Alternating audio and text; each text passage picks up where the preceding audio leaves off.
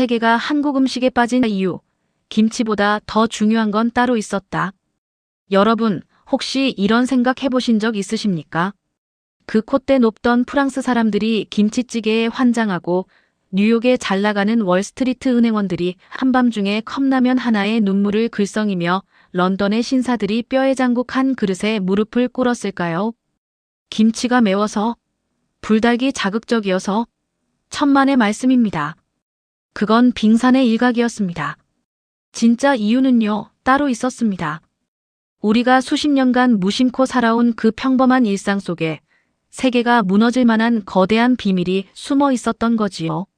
오늘 제가 들려드릴 이야기는 콧대 높은 서양 미식계의 선전포고를 한 남자가 어떻게 김치보다 더 무서운 무기로 세계의 식탁을 정복했는지에 대한 통쾌한 이야기입니다. 제네바 미식회의, 오만한 서양 요리계에 던진 선전포고.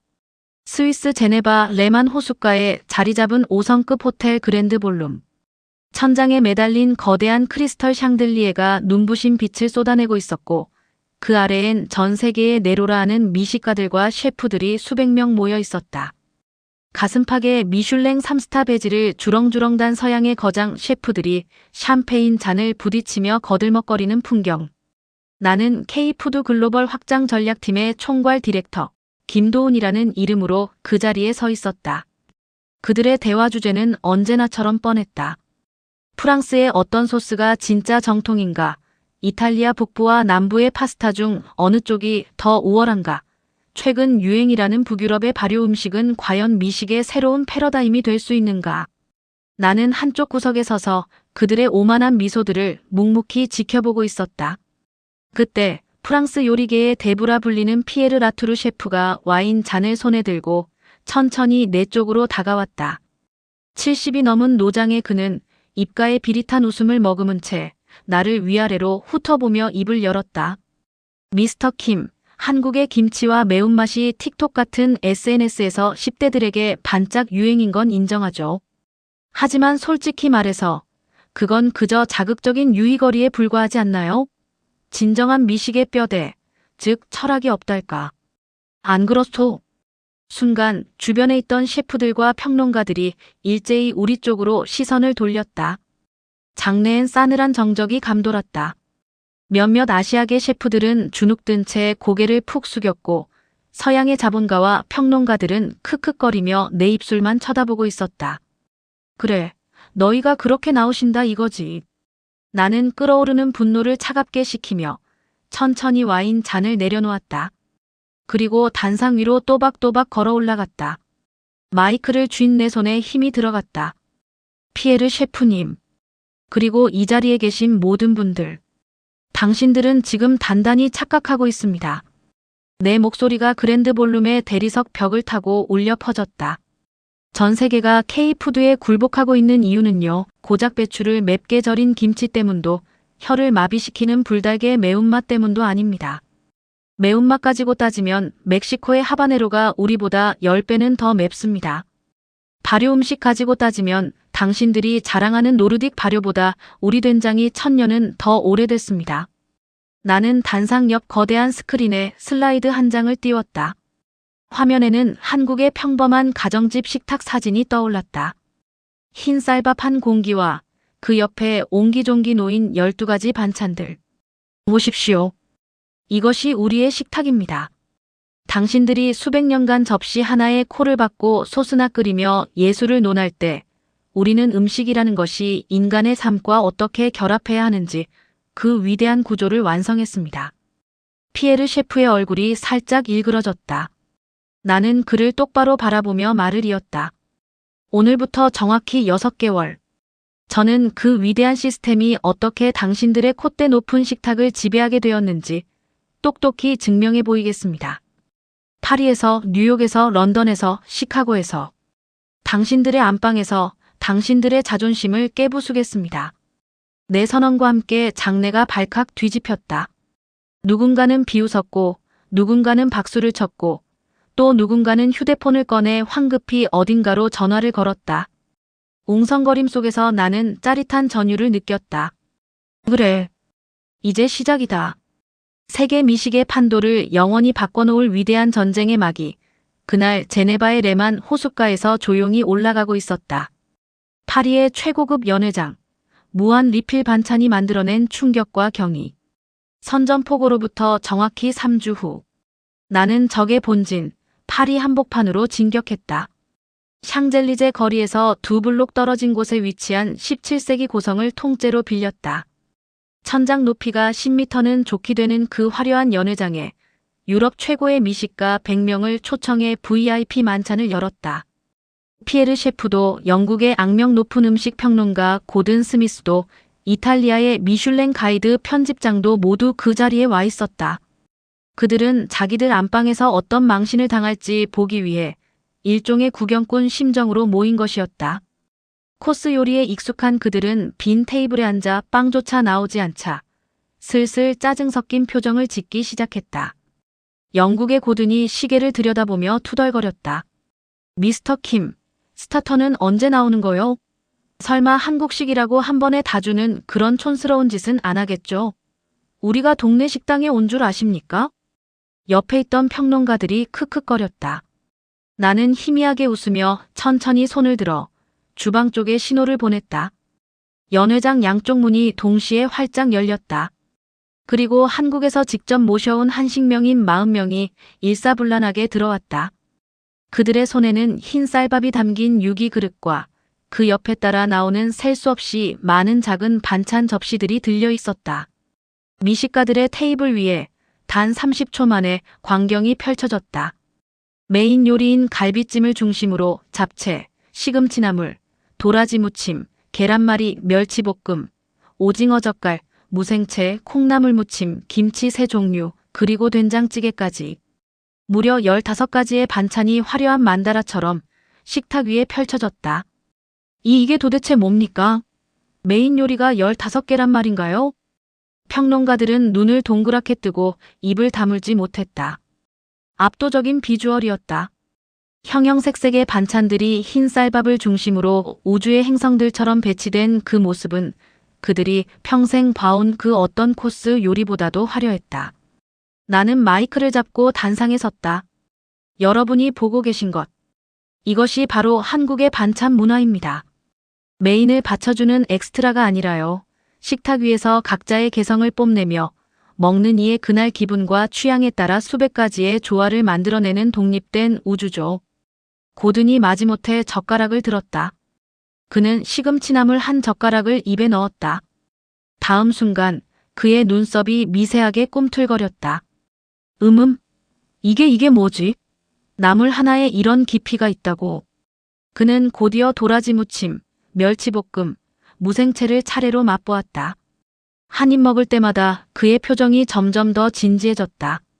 평론가의 거만함이 사라지고 순수한 호기심이 그 자리를 채웠다. 그런데 진짜 충격은 다음 순간 터졌다. 시금치나물 그릇이 비워지자마자 한복을 곱게 차려입은 직원이 다가와 아무런 대가도 요구하지 않고 그릇을 산처럼 다시 채워줬다. 멸치볶음도 도라지 무침도 김치도 마찬가지였다. 피에르 셰프가 손을 번쩍 들었다. 잠깐만. 이거 추가 요금이 얼마요? 내가 미소를 지으며 답했다. 공짜입니다, 셰프님. 한국에서는요, 식당에 가면 이 모든 반찬을 무한대로 리필해드립니다. 그것도 무료로요. 우리는 이걸 정이라고 부릅니다. 자본의 논리로는 설명이 안 되는 사람과 사람 사이의 따뜻한 마음이지요. 오마이갓, 무료라고요? 이 고급스러운 요리들을 무제한으로. 자본주의의 논리로만 음식을 대하던 서양인들에게 정이라는 이름으로 포장된 무한 리필 시스템은 그야말로 문화적 충격이었다. 그들은 잠시 머뭇거리더니 곧 체면도 잊은 채 앞다투어 반찬을 리필하며 흰 쌀밥이라는 캔버스 위에 자신만의 미식 예술을 그려나가기 시작했다.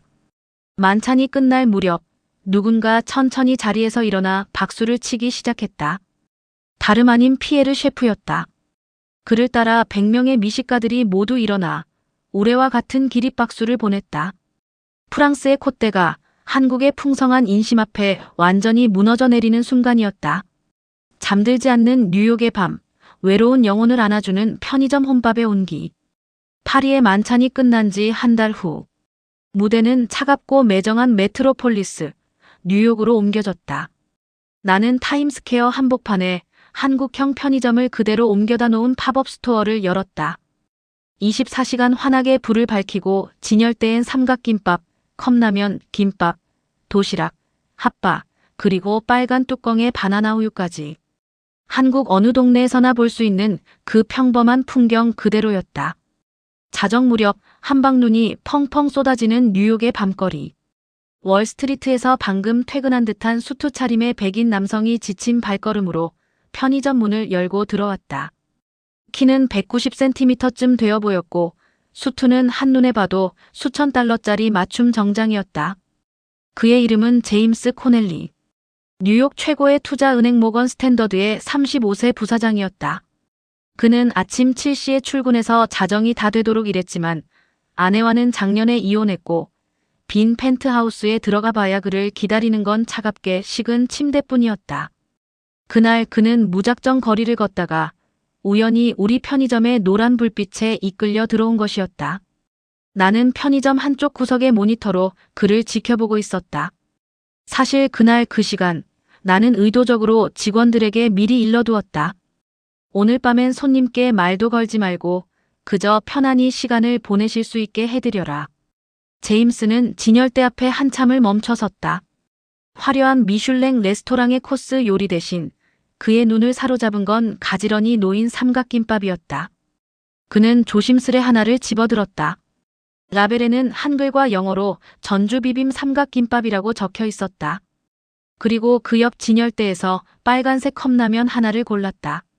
계산을 마친 그는 어색한 손길로 삼각김밥의 비닐 포장을 벗겨보려 했다. 그러나 영 잘 안 됐다. 김이 자꾸 찢어졌다. 카운터의 직원이 슬며시 다가가 영어로 짧게 말했다. 손님, 여기 1번부터 3번까지 순서대로 뜯으시면 됩니다.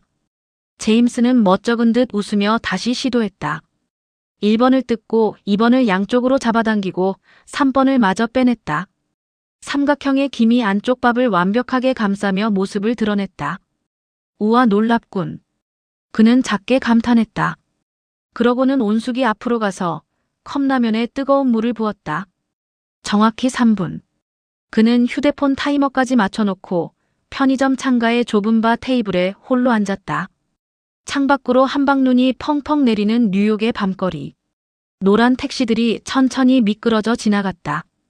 편의점 구석에 홀로 앉은 그의 모습은 한없이 쓸쓸해 보였다. 그러나 3분이 지나 컵라면 뚜껑을 여는 순간 모락모락 피어오르는 매콤한 김이 그의 얼굴을 감쌌다. 그는 나무젓가락으로 면을 후루룩 한 입 빨아들였다. 다음으로 빨간 국물을 한 모금 마셨다. 그의 굳은 표정이 마법처럼 스르르 풀렸다. 두 눈이 살짝 커지더니 천천히 감겼다. 매콤하고 뜨거운 국물이 식도를 타고 내려가며 얼어붙은 그의 영혼을 따뜻하게 녹여내리고 있었다. 아, 이게 뭐지? 이 따뜻함은 도대체 뭐지? 그는 다시 한 모금을 마셨다. 그리고 또 한 모금. 컵라면 한 젓가락에 전주비빔 삼각김밥을 한 입 베어 물자 매콤한 라면과 고소한 비빔밥의 풍미가 입안에서 환상적인 화음을 이뤘다. 태어나 처음 맛보는 완벽한 탄수화물의 조화에 그는 자기도 모르게 눈을 감았다. 10분 뒤 그는 라면 국물의 마지막 한 방울까지 마셔버렸다. 그리고 한참을 그 자리에 앉아 멍하니 창밖에 눈을 바라보았다. 그의 눈가가 살짝 젖어 있었다. 이것은 단순한 패스트푸드가 아니다. 내 지친 하루를 위로해주는 완벽한 한 끼의 오아시스다. 그는 그날 밤 자신의 SNS에 짧은 글 하나를 올렸다. 새벽 1시 한국 편의점에서 나만의 안식처를 찾았다. 파운드 마이 생크추에리 이너 코리언 컨비니언스 스토어 딜 AM. 인생 최고의 한 끼였다. 이 한 줄의 글이 다음 날 아침 그의 팔로워 80만 명을 통해 미친 듯이 퍼져나갔다. 그날부터 우리 편의점 앞에는 매일 밤 줄이 길게 늘어섰다. 잠 못 드는 뉴요커들이, 외로운 영혼들이 단돈 7달러로 따뜻한 위로 한 그릇을 사기 위해 몰려들었다. 타인의 시선을 의식하지 않고 나만의 시간을 즐길 수 있는 혼밥 문화. 그리고 단돈 몇 달러로 최고급 레스토랑 부럽지 않은 온도와 위안을 제공하는 한국 편의점의 완벽한 동선. 개인주의가 팽배한 서양인들의 심리적 허기를 우리는 단 5평짜리 편의점 하나로 완벽하게 채워버린 것이다. 런던을 덮친 100년 만의 폭설, 도시의 심장을 다시 뛰게 한 K-배달의 기적. 뉴욕의 신화가 채 식기도 전 운명은 나에게 또 다른 무대를 마련해 주었다. 영국 런던에 100년 만에 기록적인 폭설이 내렸다. 1월 셋째 주 화요일 단 12시간 만에 80cm의 눈이 도시 전체를 덮쳤다. 히드로 공항이 폐쇄됐고 지하철이 끊겼으며 시내버스는 빙판길에 미끄러져 옆으로 누워버렸다. 런던 시민 900만 명이 집안에 갇혀 추위와 배고픔에 떨었다. 슈퍼마켓의 식료품 배달은 이틀째 중단됐고 영국 자국 배달 앱의 서버는 다운됐다. 거만한 영국 BBC 뉴스는 연일 비관적인 헤드라인을 쏟아냈다. 자연 앞에 무기력한 현대 도시의 참상 런던. 1947년 이후 최악의 마비 상태. 영국의 모든 배달 서비스와 식당이 셔터를 내린 그 절망적인 순간 나는 사무실 책상 위에 손을 천천히 올렸다. 그 위엔 빨간 버튼 하나가 놓여 있었다. 6개월 전부터 비밀리에 준비해온 K배달 영국 상륙작전의 마스터 버튼이었다. 시간이 됐다. 배달의 민족 출격하라. 나의 명령이 무전기를 통해 런던 외곽의 비밀 물류 창고로 전달됐다. 다음 순간 거대한 셔터가 위로 올라가며 빨간색 박스를 등에 단 오토바이 300대가 일제히 시동을 걸었다. 특수 방한 장비로 무장한 라이더들. 한국에서 직접 공수해온 스노우 타이어가 오토바이 바퀴에 장착되어 있었다. 짐칸에는 한국식 특수보온팩으로 꽁꽁 싸맨 뼈해장국, 김치찌개, 부대찌개, 갈비탕이 펄펄 끓는 95도의 온도를 그대로 유지한 채 담겨 있었다. 300대의 빨간 오토바이가 런던의 텅 빈 빙판길을 뚫고 일제히 질주하기 시작했다. 그 광경은 마치 절망에 빠진 도시를 구하기 위해 출동한 붉은 기사단의 행렬 같았다. 템스강 근처 고급 아파트, 30층의 한 펜트하우스. 그곳에는 영국 보수당의 거물 정치인 윌리엄 블레이크 의원과 그의 아내, 그리고 8살 난 딸 에밀리가 고립되어 있었다. 사흘째 시리얼과 식빵으로 끼니를 때우던 에밀리가 결국 울먹이며 말했다. 아빠, 나 따뜻한 거 먹고 싶어. 따뜻한 국물이 너무너무 먹고 싶어. 블레이크 의원은 가슴이 미어졌다. 그러나 어쩔 도리가 없었다. 그때 그의 휴대폰에 새로 깔린 빨간색 한국 배달앱 광고가 떴다. 눈보라 속에서도 우리는 달립니다. 뜨거운 한 그릇을 약속합니다. 반신반의하며 그는 앱을 깔고 뼈해장국 2그릇과 갈비탕 하나를 주문했다. 결제까지 3분이 걸렸다. 그리고 정확히 25분 뒤 현관문 초인종이 울렸다. 딩동 마이너스. 블레이크 의원은 자기 귀를 의심했다. 이 폭설 속에 25분이라고. 그가 떨리는 손으로 현관문을 열었다. 문 앞에는 온몸에 눈을 뒤집어 쓴 한국인 라이더 한 명이 김이 모락모락 피어오르는 빨간색 보온 가방을 두 손으로 정중히 내밀고 서 있었다. 라이더가 어색한 영어로 짧게 말했다. 손님, 주문하신 식사입니다. 아직 매우 뜨겁습니다. 감사합니다. 좋은 하루 되세요. 블레이크 의원은 보온 가방을 받아들고 식탁 위에 펼쳤다.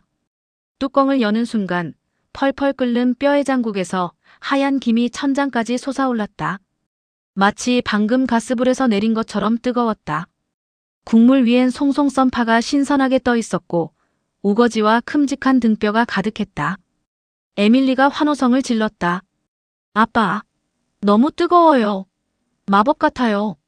데디, 이츠 소하트, 이츠 라이크 매직.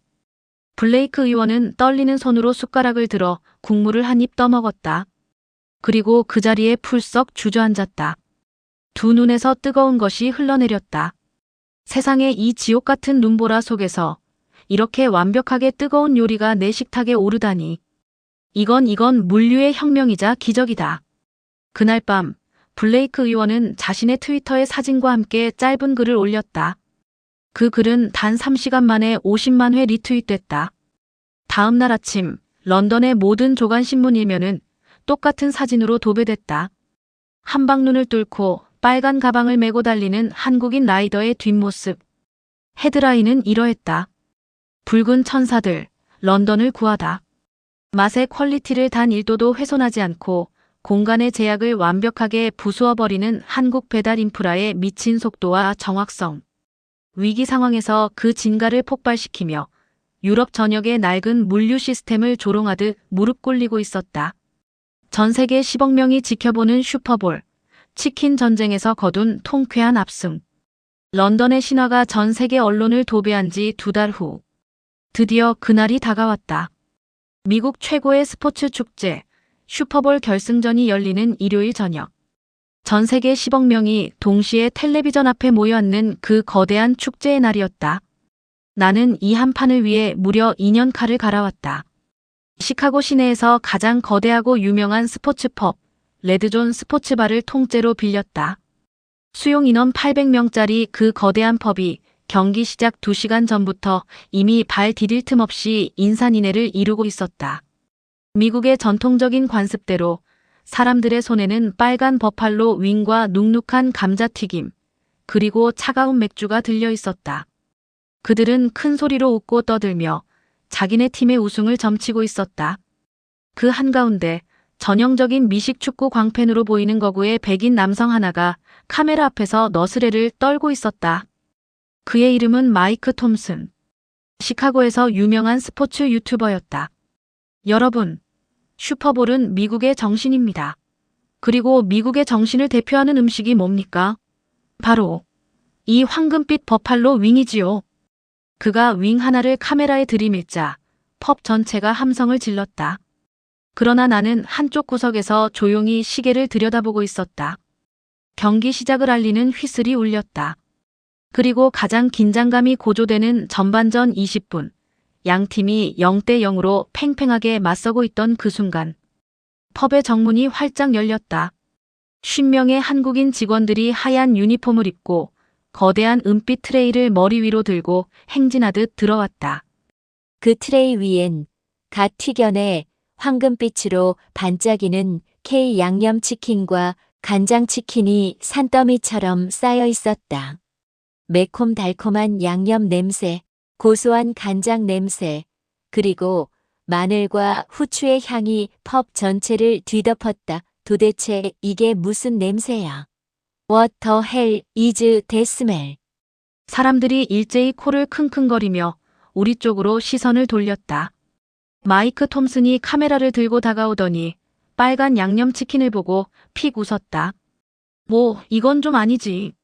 오 컴온. 치킨에 이런 끈적한 빨간 소스를 바르다니. 바삭함이 생명인 튀김에 대한 모독이야. 미국 프라이드 치킨이 진짜라고요. 펍의 미국인 손님들이 그의 말에 환호성을 지르며 박수를 쳤다. 마이크는 카메라를 향해 으스대며 마지못해 양념치킨 한 조각을 집어들었다. 좋아요. 미스터 킴. 한 입은 먹어드리지요. 자, 미국이 제대로 평가해드리겠습니다. 그가 거들먹거리며 닭다리 한 조각을 입에 넣고 콱 베어무는 순간 펍 전체에 그 소리가 울려 퍼졌다. 마이크 입에서 들리는 그 소리가 카메라 마이크를 통해 펍 전체의 스피커로 그대로 송출된 것이다. 빨간 소스에 흠뻑 버무려져 있음에도 불구하고 유리알처럼 산산이 부서지는 그 미친 바삭함. 마이크의 동공이 갑자기 2배로 확장됐다. 그가 씹기를 멈추고 입을 다문 채 천장을 올려다봤다. 그러더니 천천히 두 눈을 감았다. 매콤달콤한 마늘과 간장과 고추장의 환상적인 교양곡이 그의 혀끝을 강타하고 있었다. 마이크가 입안의 치킨을 천천히 삼켰다. 그리고 카메라를 향해 천천히 고개를 돌렸다. 그의 얼굴엔 더 이상 거만함이 없었다. 그는 한 손에 들고 있던 버팔로 윙을 옆 테이블의 쓰레기통에 정확히 조준해서 던져 넣었다. 맙소사 젠장. 홀리. 쉿. 제가 평생 먹었던 낡은 쓰레기였습니다. 펍 전체가 술렁였다. 마이크가 카메라를 똑바로 바라보며 외쳤다. 여러분, 슈퍼볼 사상 최대의 사건입니다. 미국 프라이드 치킨의 시대는 오늘부로 끝났습니다. 그가 두 손으로 양념치킨을 양손에 하나씩 들고 미친 사람처럼 베어물기 시작하자 펍의 다른 손님들도 하나둘 우리 쪽으로 몰려들었다. 한 입, 또 한 입. 누군가는 비명을 질렀고 누군가는 부둥켜 안고 환호했다. 짭짤한 간장치킨 한 입에 시원한 생맥주 한 모금을 들이켜는 순간 국적과 인종을 초월한 완벽한 쾌락이 그들을 지배했다. 치맥, 치맥, 치맥. 누가 먼저 시작했는지는 모른다. 그러나 5분 만에 펍 전체 800명이 일제히 같은 단어를 외치고 있었다. 치맥, 치킨과 맥주. 한국에서 건너온 그 마법의 조합을 시카고의 거구들이 떼창으로 부르고 있었다. 이 모든 장면이 마이크의 카메라를 통해 SNS로 실시간 생중계됐다. 1시간 만에 조회수 5천만 회. 슈퍼볼 결승전 그 자체보다 더 화제가 됐다. 미국의 소울푸드라 자부하던 프라이드 치킨의 종주국이 한국의 압도적인 튀김 기술력과 양념의 마법 앞에 영혼까지 탈탈 털리는 순간이었다. 통쾌하고도 위대한 그날의 압승이었다. 넷플릭스 서버를 마비시킨 은빛 양은 냄비, 콘텐츠와 라면의 완벽한 결합.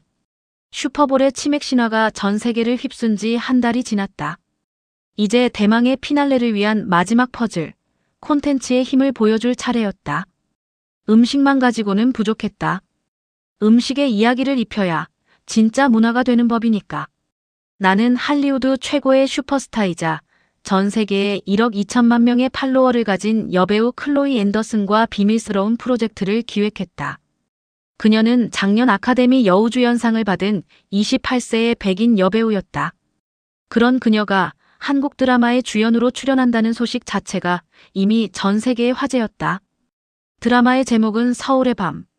뉴욕에서 큰 시련을 당한 미국 여성이 한국으로 도망치듯 떠나와 북촌 한옥마을의 작은 게스트하우스에서 한국 청년을 만나 사랑에 빠지는 이야기였다.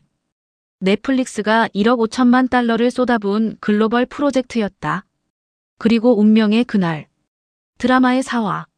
전 세계 1억 명이 동시에 시청하는 그 순간 핵심 장면이 송출됐다. 비가 추적추적 내리는 한옥의 마루. 클로이가 두꺼운 한국식 카디건을 어깨에 두르고 마루 끝에 다리를 모으고 앉아있다. 그녀의 앞에는 모락모락 김이 피어오르는 찌그러진 은빛 양은 냄비 하나가 놓여있다. 그 오래된 양은 냄비는 우리 어머니 세대가 신혼살림으로 시작했을 법한 그런 정겨운 모양이었다. 그녀가 양은 냄비 뚜껑을 열고 그 뚜껑에 라면 면발 한 젓가락을 덜어낸다. 호호 입김을 불어 식힌 다음 한 입에 후루룩 빨아들인다. 그녀의 옆에서 한국인 남자 주인공이 김치 한 조각을 면 위에 올려준다. 그녀가 그 김치와 면을 함께 베어문다. 매운 김치를 먹은 그녀가 흠칫 놀라며 이마에 살짝 땀을 흘린다. 그 땀을 손등으로 슥 닦아내며 그녀가 작게 중얼거린다. 이 맛이지. 그녀의 얼굴엔 그 어떤 호화로운 만찬에서도 짓지 않았던 가장 평온하고 행복한 미소가 떠올라 있다. 빗소리, 한옥의 처마, 김이 피어오르는 양은 냄비, 그리고 매운 김치 한 조각. 그것이 만들어내는 완벽한 한 폭의 동양화. 나는 그 시간 강남에 마련해둔 글로벌 데이터 상황실에 있었다. 모니터 30대가 한쪽 벽을 가득 메우고 전 세계의 실시간 검색량과 쇼핑몰 트래픽이 그래프로 표시되고 있었다. 클로이가 양은 냄비 뚜껑에 라면을 덜어먹는 그 0.5초의 순간 모든 그래프가 일제히 수직으로 솟구쳤다. 디렉터님, 운영팀장이 다급하게 외쳤다. 전 세계 한국 라면 검색량이 지금 7000% 폭증했습니다. 아마존, 이베이, 알리익스프레스의 한국 라면 재고가 실시간으로 증발하고 있습니다. 양은 냄비요?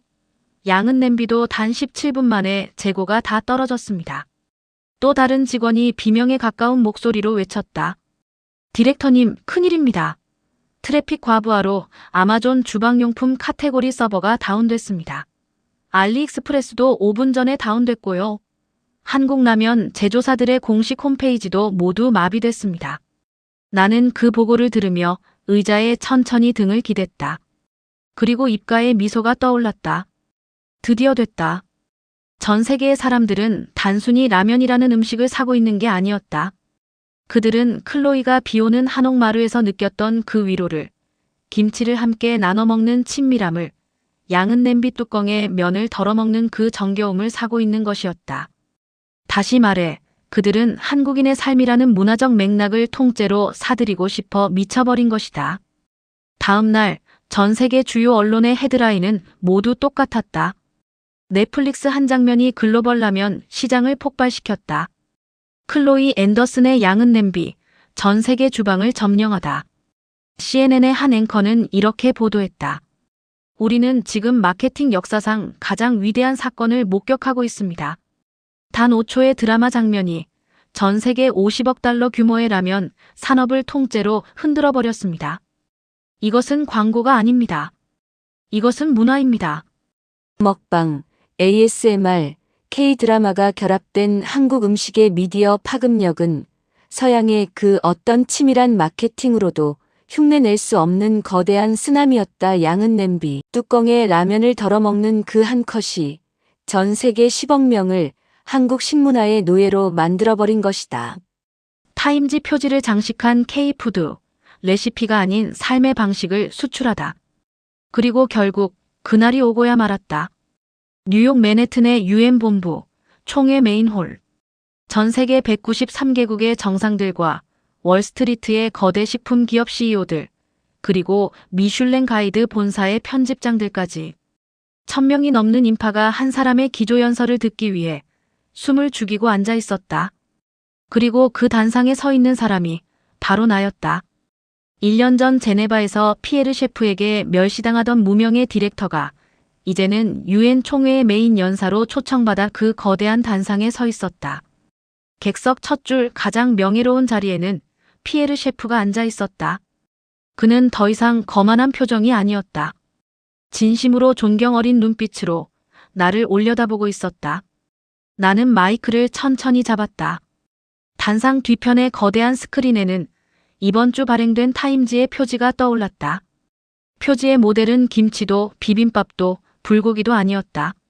한밤중 어느 도시의 편의점 야외 테이블에 앉아 캔맥주와 삼각김밥과 컵라면을 부딪히며 환하게 웃고 있는 백인 청년, 흑인 청년, 라틴계 청년, 동양인 청년.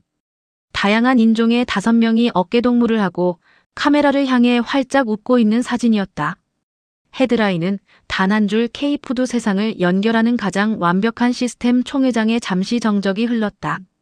나는 그 정적 속에서 천천히 입을 열었다. 여러분, 1년 전 제네바의 한미식 회의에서 누군가 저에게 이렇게 물었습니다. 한국 음식엔 철학이 없지 않냐고요. 그저 자극적인 매운맛에 의존한 반짝 유행에 불과하지 않냐고요. 객석 첫 줄에 피에르 셰프가 미소 지으며 천천히 고개를 끄덕였다. 그때 저는 이렇게 답했습니다. 당신들은 단단히 착각하고 있다고. 그리고 오늘 저는 그 답의 진짜 의미를 여러분께 말씀드리고자 이 자리에 섰습니다. 내 목소리가 마이크를 통해 총회장 전체로 울려 퍼졌다. 세계가 K푸드에 굴복한 진짜 이유는 김치도 불고기도 비빔밥도 아니었습니다. 우리가 수출한 것은 음식이 아니람 한국인의 삶 그 자체였습니다. 스크린에 새로운 사진들이 차례로 떠올랐다. 철저하게 혼자를 위로하는 새벽 2시의 편의점 혼밥 시스템. 단돈 7달러로 가장 따뜻한 위로를 주는 그 5평짜리 공간을 우리는 뉴욕에 수출했습니다. 뉴욕 타임스퀘어의 편의점 사진이 떠올랐다. 극한의 속도와 온도를 지켜내는 배달 인프라. 100년 만의 폭설 속에서도 25분 만에 펄펄 끓는 뼈의 장국을 식탁에 올리는 그 미친 정확성을 우리는 런던에 수출했습니다. 런던 폭설 속의 빨간 라이더 사진이 떠올랐다. 함께 나누며 조화로움을 배우는 반찬 문화. 자본의 논리로는 설명이 안 되는 정이라는 이름의 무한 리필을 우리는 파리에 수출했습니다. 파리 만찬의 화려한 반찬상이 떠올랐다. 슬픔과 기쁨을 극대화시키는 미디어 콘텐츠의 힘. 비오는 한옥마루에서 양은 냄비 뚜껑에 라면을 덜어먹는 그 한 컷의 위로를 우리는 전 세계 10억 가정에 수출했습니다. 클로이가 라면을 먹는 장면이 떠올랐다. 객석에서 작은 탄성이 흘러나왔다. 나는 잠시 호흡을 가다듬었다. 여러분, 이 모든 것이 하나의 톱니바퀴처럼 정교하게 맞물려 돌아갔기에 K푸드는 비로소 세계의 식탁을 정복할 수 있었습니다. 우리가 수출한 것은 레시피가 아니라 삶의 방식이었습니다. 우리가 판 것은 음식이 아니라 위로와 연결이었습니다. 객석 첫 줄에 앉아있던 피에르 셰프가 천천히 자리에서 일어났다. 그가 가장 먼저 박수를 치기 시작했다. 그 박수가 한 박자, 두 박자, 세 박자 이어지자 그 옆에 고든 평론가가 일어났다. 이어 미슐랭 편집장이 일어났고 이어 객석의 모든 사람이 일제히 자리에서 일어나 우레와 같은 기립박수를 보냈다. 5분이 지나도 박수는 멈추지 않았다. 누군가는 휘파람을 불었고 누군가는 환호성을 질렀다. 나는 단상 위에서 천천히 객석을 바라보았다. 두 눈에서 뜨거운 것이 흘러내렸지만 닿지 않았다. 그저 그 박수 소리를 온몸으로 받아내며 속으로 조용히 외쳤다. 보았는가? 이것이 바로 작지만 강한 나라, 대한민국이 세상을 먹어치우는 방식이다. 내 귓가에는 지구 반대편 어느 골목에서 치킨을 뜯으며 환호하는 시카고 시민들의 목소리가 뉴욕 편의점 창가에서 라면 국물에 위로받는 제임스의 한숨이 런던의 폭설 속에서 뼈의 장국을 한 입 떠먹고 흐느끼던 블레이크 의원의 떨림이 그리고 비오는 한옥마루에서 양은 냄비 뚜껑에 라면을 덜어먹던 클로이의 작은 미소가 모두 승리의 찬가처럼 동시에 울려 퍼지고 있었다. 여러분 어떠셨습니까? 10년 묵은 체증이 뻥 뚫리는 그런 통쾌함을 느끼셨다면 저는 그것으로 충분합니다. 우리가 평범하게 살아온 그 일상이요. 새벽 2시에 컵라면 한 그릇 끓여 먹던 그 시간이 시장에서 무한 리필 받던 그 반찬상이 비오는 날 양은 냄비에 보글보글 끓이던 그 라면 한 그릇이 사실은 세상을 정복할 만한 위대한 문화였다는 사실. 우리는 지금 그런 시대를 살고 있습니다. 오늘 이야기가 마음에 드셨다면 좋아요와 구독 한 번씩 꼭 눌러주시고요. 다음 시간엔 더 짜릿한 이야기로 찾아오겠습니다. 안녕히 계세요.